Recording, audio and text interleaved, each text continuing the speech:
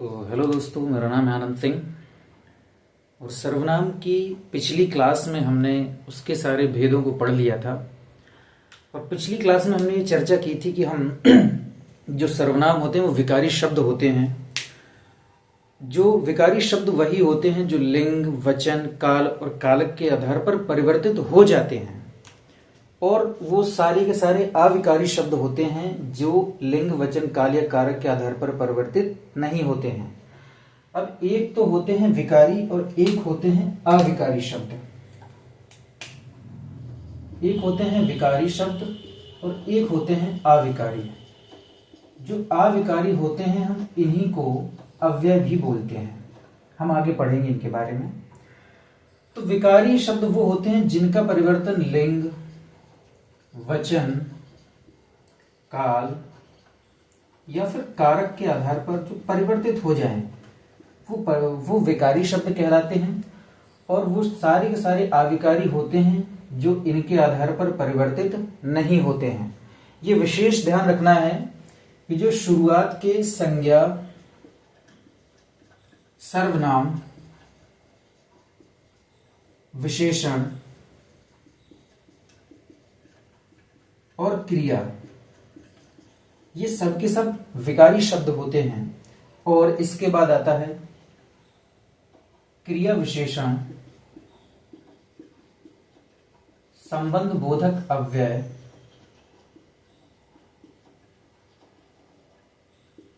समुच्चय बोधक अव्यय और विस्मयादि बोधक अव्यय।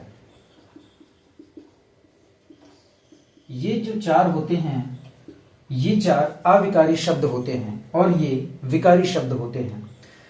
अब संज्ञा का यदि लिंग के आधार पर परिवर्तन हो रहा होगा, वचन के आधार पर, काल के आधार पर, कारक के आधार पर, किसी के आधार पर यदि परिवर्तित होगा तो वो विकारी शब्द होगा। इनका परिवर्तन इनमें से किसी भी एक के साथ भी अगर परिवर्तन हो रहा होगा तो वो विकारी शब्द होगा।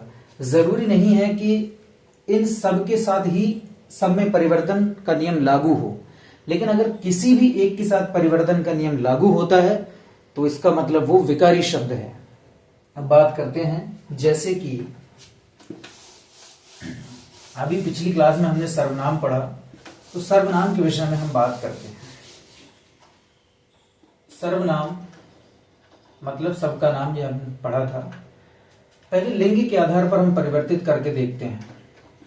लिंग के आधार पर जैसे मैंने लिखा, एक वह खाना खाता है, ठीक। और यहीं पर मैंने लिख दिया वह खाना खाती है। अब देखो, ये क्रिया पुल्लिंग है और ये क्रिया स्त्रीलिंग है, लेकिन इस सर्वनाम शब्द में कोई परिवर्तन नहीं हुआ है। वह से हम मेल को भी इंडिकेट कर सकते हैं और वह से हम फीमेल को भी इंडिकेट कर सकते हैं, लेकिन इन पर कोई भी परिवर्तन का नियम लागू नहीं हुआ है। तो इसका मतलब यह हुआ कि जो सर्वनाम शब्द होते हैं वो लिंग के आधार पर परिवर्तित नहीं होते हैं, ठीक। दूसरी बात, वचन के आधार पर हम देख लेते हैं। वचन के आधार पर जैसे मैंने लिखा, वह खाना खाता है। अगला मैंने लिख दिया वे खाना खाते हैं। तो अब हमें जैसा कि साफ साफ दिख रहा है कि ये जो है ये तो एक वचन है क्योंकि वह खाना खाता है, लेकिन ये जो वे लिख दिया है ये बहुवचन है। और उसी के आधार पर देखो, क्रिया भी ये एक वचन वाली क्रिया है और ये बहुवचन वाली क्रिया है। तो इसका मतलब ये है कि सर्वनाम जो होते हैं वो वचन के आधार पर परिवर्तित होते हैं, इनका परिवर्तन हो जाता है और इसी वजह से हम इनको विकारी शब्द बोलते हैं। अगला आता है कारक।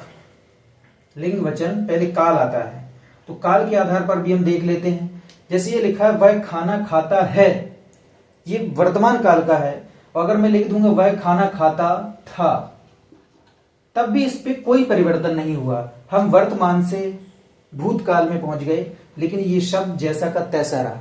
इसका मतलब काल के आधार पर भी परिवर्तित नहीं होते हैं, पर काल के आधार पर भी परिवर्तन इनका नहीं होता है, ठीक है। अब हम कारक की बात कर लेते हैं। तो जब कारक की बात करते हैं, जैसे मैंने एक शब्द लिखा, वह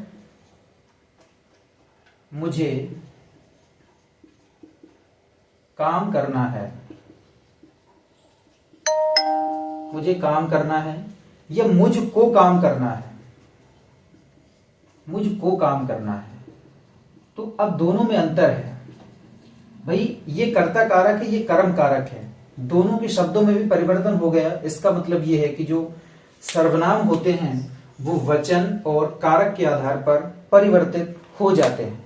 हम यहां पर ये भी लिख सकते हैं कि वह काम करता है, और जब उसका कर्म कारक बनाएंगे तो हम बोल सकते हैं कि उसको काम करना चाहिए या उसको काम करने देना चाहिए। तो जैसी कर्म कारक बनाया गया, तुरंत ही उसका रूप भी बदल गया सर्वनाम का। तो जो सर्वनाम होते हैं वो लिंग और काल के आधार पर परिवर्तित नहीं होते हैं, केवल वचन और कारक के आधार पर परिवर्तित होते हैं, और इसी कारणवश इन्हें हम विकारी शब्द कहते हैं। Thank you.